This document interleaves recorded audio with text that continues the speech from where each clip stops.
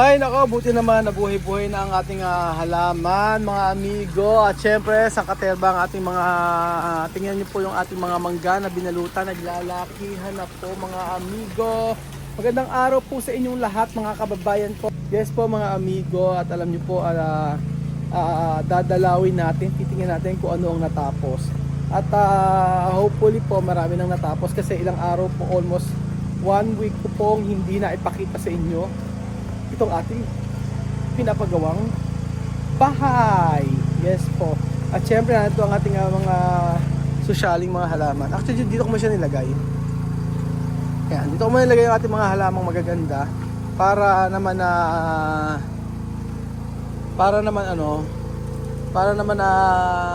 umayos-ayos. So kulang pa siya.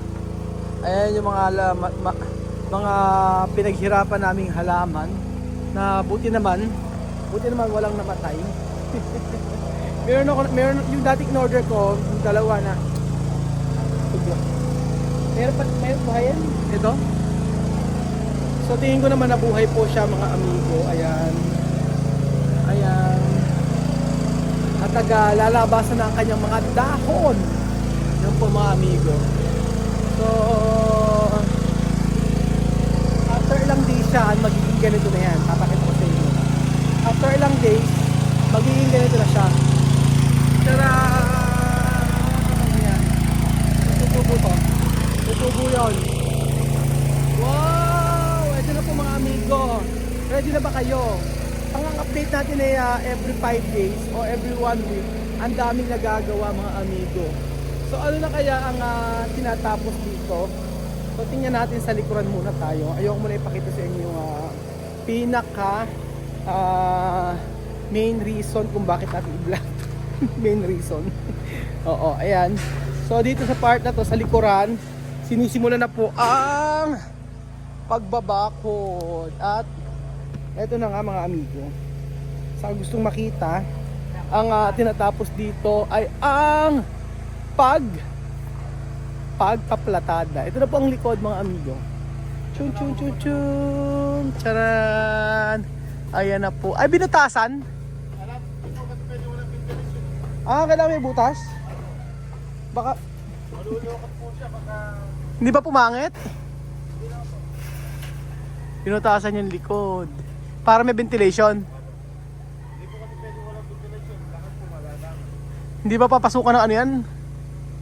Ng ibon? Nilagyan ng ventilation yung likod kasi malulukot daw.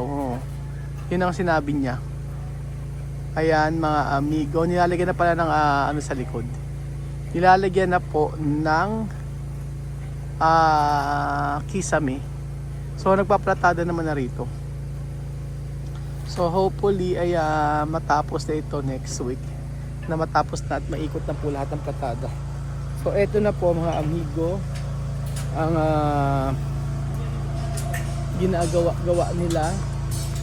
Ayan, magkaplatada na sila dito. So hanggang bukas yan. Oo. Ganyan na siya. Hindi ko lang ang problema pero dito sa harap, gilid, ito yung gilid. Ito, tiyang nakaplatada na siya. Inisip ko na, iinip ako, ang bagal. Sabi ko, ang bagal. Pero iniisip ko na lang na baka talaga pag finishing sobrang, pero medyo bumagal pag finishing po mga amigo. Ayan na siya. So ayan po si Kuya Bedjun. Ha? Mainit! Oo, tingnan muna natin. So tingnan mo yung likod. May ginagawa sila. So eto na po mga amigo yung harapan ng ating pinapagawang bahay. Ready na ba kayo mga amigo? Kung ready na kayo, ako hindi pa. Eto na. So etong harapan, pakita ko muna sa inyo. Dito sa may harapan, I think ito yung gusto ko ipakita sa inyo. Ito sa may kuha. Ang sa harapan, charan! O di ba mga amigo, natanggal na ang dapat tanggalin. Ito ang pinakita ni Ninong, nagagayahin niya. So parang yan ang nakaganda sa pinapagawa natin. Diba? Diba John?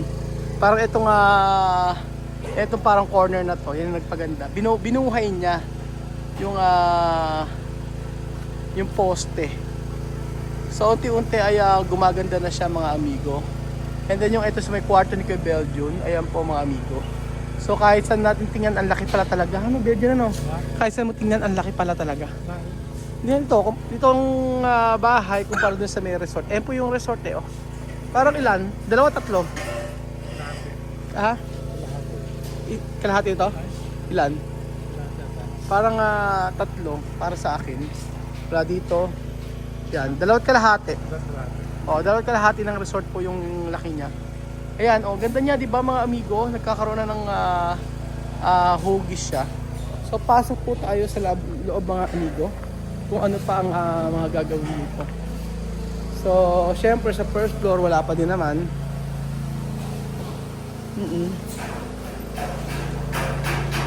May mga metal paring pa tayo dito, inaayusan nila.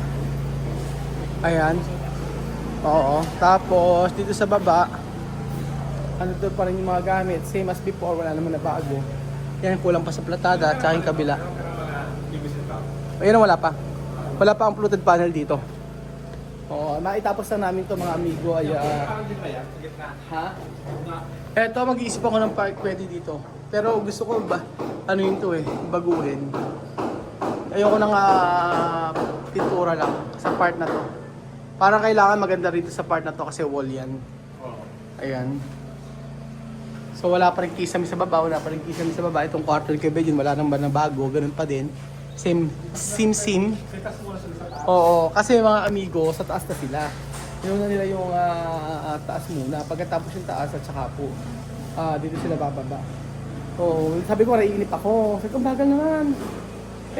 Sa dami ng trabaho, yun. Arawan, bayad, normal. Siguro. Kaya sabi ko, tagal. Anong gagawin natin?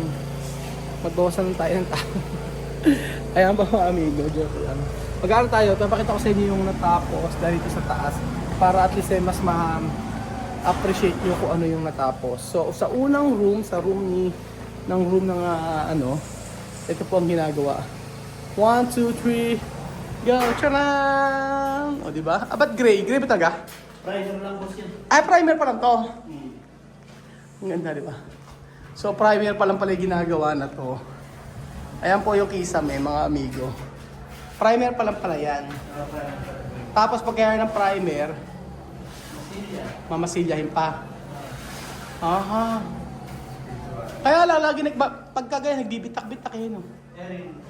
Meron AMB yan. Ano yun? Depende sa ginagamit. Oo. Para hindi magbitak-bitak. Oo. May AMB yan. Ano yun?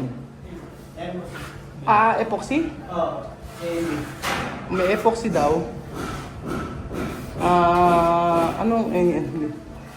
Ito. Pure acrylic thinner. Tapos meron siya dito all-purpose structural adhesive. May ganun. Kaya matrabaho talaga pala pag may ganyan kumpara yung ganito. Ito kasi sasalpak mo lang no?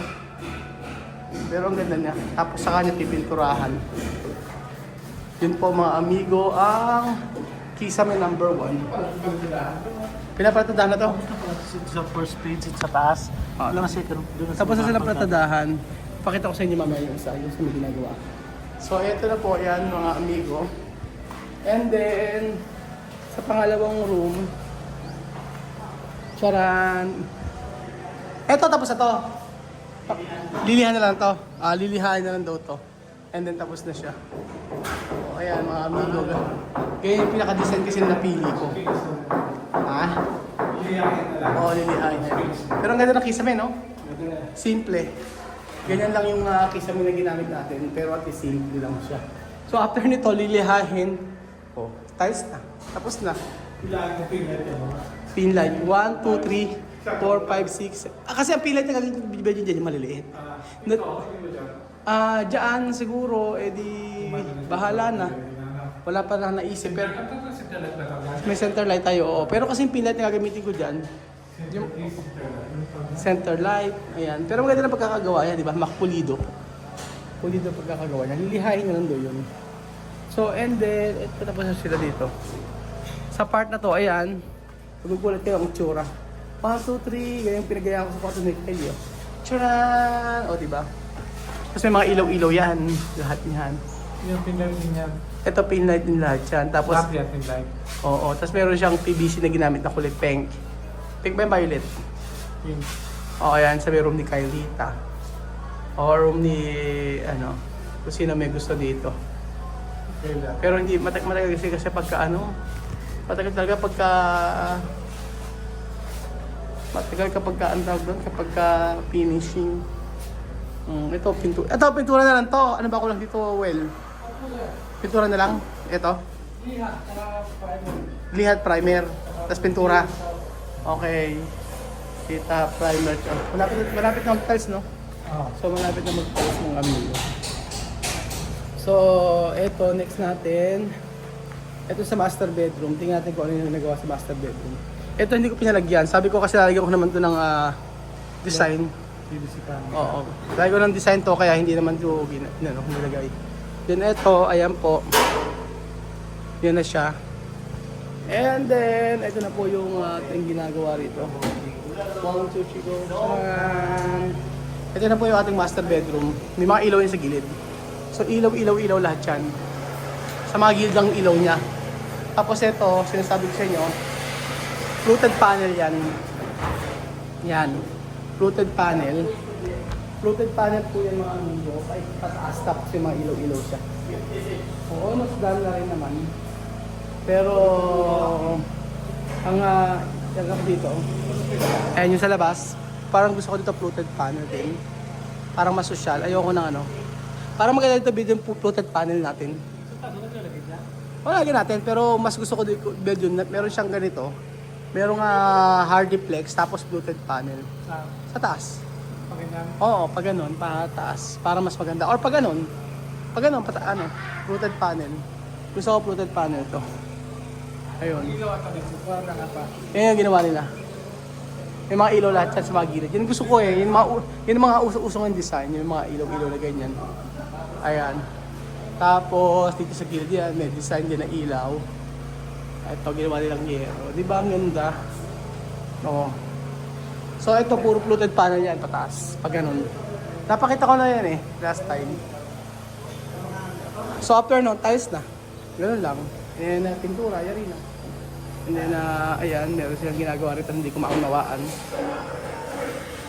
Ito yung ating ito yung ginagawa nila. So kailangan ko na rin pala ng design dito. Dito wala pa akong design eh. Ayan po, wala pa tayong design dito mga amigo. Pero hopefully, ha? Oo. Pero kasi gusto ko dito sa gilid na to, parang plain lang. Gusto ko plain lang build yun. Gusto ko dito sa part na to, puro plain lang. Tapos pagkayari marami siyang pin light. Para sa akin. Parang, mas gusto ko yung plain lang sa part na to, tapos yung gitna na to, dito lang tayo magkakaroon ng design. Plain na parang sa short mo. Plain lang na white. Ganoon. Para sa akin, mas okay yun eh. Para at least, magandang tingnan. Or pwede tayo maglagay yung parang sa may resort, yung kulay black na ganoon. Ayun, parang ganito. Oo, pwede naman yun. Pinlight na, pero may design sila. Oo, pwede. Sabi ko kanina, lagyan ng gilid eh. Mga ilaw, kagaya sa may master bedroom. Ganoon. Oo, tapos din yung aircon, ganyan. So, ganun po mga amigo. Makinis naman yung pagkakagawa niya. Kaya ito sila tapos na ito part na to. O, di ba? Tapos, itong part na to. Kay Ruel, yan, ginagawa niya. Halos patapos na rin ito. Tapos pagkayari, pwede, after nito, pwede na. Kailan pwedeng mag-tiles? Pagkatapos na itong taas. Tatiles na natin. Oo nga eh. Ayoko kasi nang magagasgasan eh, no? Kaya nga eh. Tapos dito sa part na to, ayan, plain lang to gusto ko. Ganyan.